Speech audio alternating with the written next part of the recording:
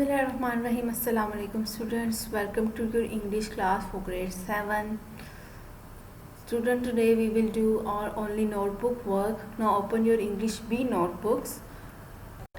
Students, to start writing with date, class work and day. Topic name, kinds of pronoun. Pronoun के बारे में आपको पता है, किसी भी नाउन की जगह इस्तेमाल होता है.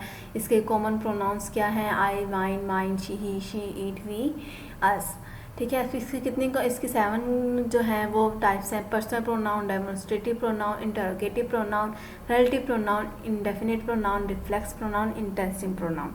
अब पर्सनल प्रोनाउन क्या होता है? पर्सनल प्रोनाउन जो है वो किसी भी प्रॉपर नाउन की जगह जो है वो प्रॉपर नाउन की जगह इस्तेमाल होता है. ठीक है. पर्सन प्रोनाउंस में आप किसी भी पर्सन, आदमी, जेंडर या नंबर या किसी भी नाउन है उसकी जगह आप लगाते हैं. जैसे कि I, you, he, she, it, we, they, me, him, her, us and them. ये सारे क्या हैं? Person pronoun. For example, you need to stop lying me, we would love for you to join us, come look at my cat, he has climb the top of that tree.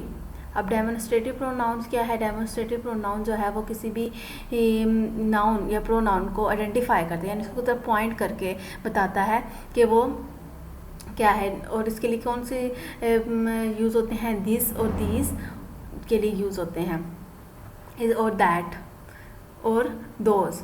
ठीक है. ये 4 जो है ये demonstrative pronoun है, यानी कि आप इशारा करके पॉइंट करके किसी नाउन या प्रोनाउन के बारे में बताते हैं जो आपसे फासले पर हो. जैसे कि this is a dress I wear, यानी कि दिस और दीज और नज़दीक की चीज़ों के लिए, और दैट और दोस्त जो है वो दूर की चीज़ों के लिए इस्तेमाल होता है. ठीक है. This is the dress I will where, that is the one I war yesterday. This नज़दीक था तो आपने इसको दिस बोला, दैट दूर था तो दैट बोला. That is not true, please पे फॉर दोस्त. अब इंटरोगेटिव प्रोनाउंस कौन से? इंटरोगेटिव प्रोनाउंस तब यूज़ होते हैं जब आप क्वेश्चन आंसर पूछ रहे होते हैं. और इंटरोगेटिव प्रोनाउंस में क्या कौन कौन आ जाते हैं? Who, home, which and what. Who और होम जो है वो पीपल्स लोगों को रेफ़र करते हैं, और विच और जो है व्हाट, विच जो है वो थिंग्स और एनिमल्स के लिए यूज़ होते हैं. हु जो है सब्जेक्ट के लिए यूज़ होता है, होम जो है वो ऑब्जेक्ट के लिए यूज़ होता है. ठीक है. हु और हुम जो है वो लोगों के लिए यूज़ होता है, और विच जो है वो थिंग्स के चीज़ों के लिए और एनिमल्स के लिए यूज़ होता है. हु जो है सब्जेक्ट के लिए यूज़ होता है, हुम जो है वो ऑब्जेक्ट के लिए यूज़ होता है. ठीक है. इसका एग्जांपल है which is the best restaurant, what did he tell you, whom should we invite. अब रिलेटिव प्रोनाउंस क्या होते हैं? ये आपके लिंक करते हैं 2 जुमलों को. ठीक है. अब रिलेटिव प्रोनाउंस में क्या रहता है? हु, हुम, दैट एंड विच. ठीक है. इनके कंपाउंड बनाए हु एवर, हुम एवर, विच एवर, ये भी यूज़ होते हैं रिलेटिव प्रोनाउंस में. फिर एग्जांपल्स इसमें क्या रहती है? Whoever added the bill made a mistake, the bill which included all our meals was larger than expected, the waiter who served us doesn't know how to add. Next आ जाता है indefinite pronounce. Indefinite pronounce क्या होता है कि वो person और thing जो स्पेसिफाइड नहीं होती हैं, ठीक है, जिनके बारे में नहीं बताया गया होता, उसके लिए यूज़ होती हैं. ठीक है. जैसे कि इंडेफिनेट प्रोनाउंस किसी भी आइडिया को जो है वो बताता है, जैसे ऑल, एनी, नन और सम, और another, anybody, anyone, anything, each, everybody, everyone, everything, few, many, nobody, none, one, several, some, somebody, someone. ये सारे क्या हैं? इंडेफिनिट प्रोनाउंस है. जैसे everybody got lost on the way, somebody forgot to bring the map, no wonder so few showed up. Reflexive pronouns जो है किसी भी सब्जेक्ट जो है वो उसको रेफ़र करते हैं. ठीक है. प्रोनाउंस उनको सब्जेक्ट किसी भी सेंटेंस के सब्जेक्ट को रेफ़र करते हैं. जैसे myself, yourself, himself, herself, ourself वगैरह. जैसे she bake the cake herself, वो अपने आप को रेफ़र कर रहा है ना, तो अपने आप के बारे में बता रही है. We decided to eat it ourselves, we hear her say they should be ashamed for themselves. Intensive pronoun जो है वो किसी भी जो है इंसिडेंट्स को एम्फसाइज करती है. मतलब यानी पुराने जो होते हैं साबका जो है उनको जो है वो एम्फसाइज करती है, उनके बारे में बताती है. जैसे इंटेंसिव प्रोनाउंस जो है और रिफ्लेक्सिव प्रोनाउंस जो है वो बिल्कुल तकरीबन सेम होता है। I myself find pronouns fascinating, they themselves link, everyone should know about pronouns, you yourself should tell everyone how to grade pronouns are. हमारा next topic है dialogue between tailor and customer. Tailor और customer के दरमियान आपने dialogue लिखना है। ठीक है, ये बहुत ऑर्डिनरी सा है, आसान सा है, आपको ज़्यादा मुश्किल होगी। इस इधर टी से हमारा टेलर और सी मतलब कस्टमर, यहाँ पे मैंने शॉर्ट फॉर्म टी और सी लिखी है। तो आपने अगर लाइन पे पूरा नहीं आता तो आप भी ऐसे लिख लीजिएगा।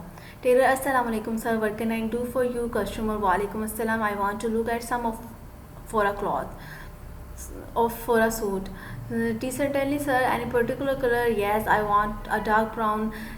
Tailor, it is for long suit sir. See, an ordinary long suit like I am wearing now. Tailor, here is a very nice clothes sir, which wear well and look neat. Customer, yes, it look nice, but it is rather heavy. Haven't you anything lighter? Tailor, yes sir, here is very nice stuff. It is a little more expensive, but it is worth extra money.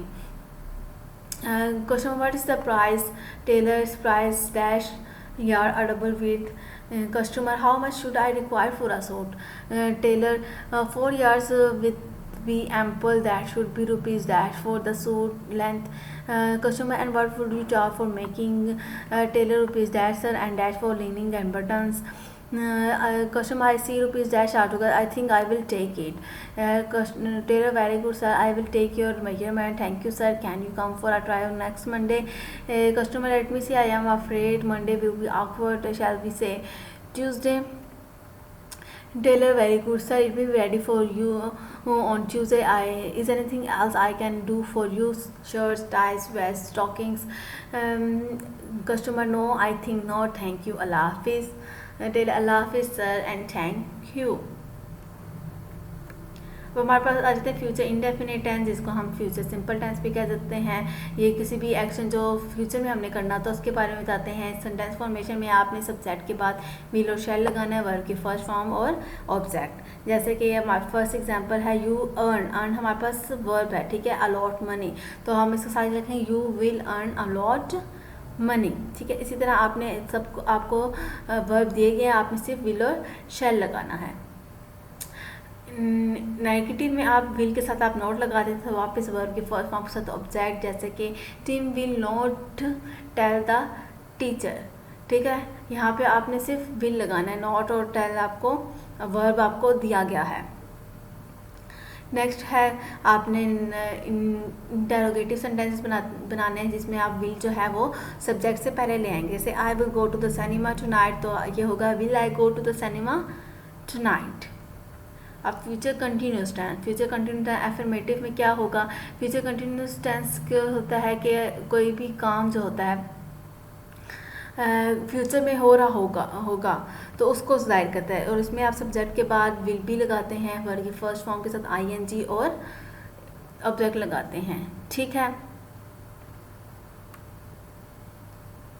मतलब कि future continuous मतलब ये भी है कि कोई भी काम फ्यूचर में होना है और वो होगा एक टाइम पर, ठीक है। अब द फर्स्ट एग्जांपल मैं आपको सॉल्व कर देती हूँ, इसको कैसे करना है। The baby dash in the afternoon sleep, तो the baby will be sleeping in the afternoon, ठीक है। हमने सब्जेक्ट हमारे पास बेबी था, उसका विल भी लगाया, और वर्ब हमारे पास स्लीप था, उसके साथ हमने ING लगा दिया, ठीक है। नेगेटिव में आप विल के बाद नॉट लगा देंगे, जैसे he will not be visiting his friend at this time next week. और इंटेरोगेटिव में आपके पास विल पहले आ जाएगा, तो सब्जेक्ट के बाद भी आएगा फर्स्ट फॉर्म और वर्ब के साथ ING और ऑब्जेक्ट। अगर आपके पास कोई क्वेश्चन पूछ रहा होगा जैसे कि कब, कैसे, क्यों, कहाँ, तो आपके साथ उसके साथ लगाएंगे what, where, who, whom and how, ठीक है। उसके बाद आप विल लगाएंगे, जैसे कि I will be reading a book at 10 o'clock, will I be reading a book at 10 o'clock, ठीक है। तो ये यहाँ पे आपके फ्यूचर कंटिन्यूस टेंस के तीनों फॉर्म पॉजिटिव, नेगेटिव, इंटेरोगेटिव भी ख़त्म हो गया। आपने इनकी ज़्यादा से ज़्यादा प्रैक्टिस करनी है ताकि आपको ये याद हो जाए, ठीक है। अल्लाह हाफिज़।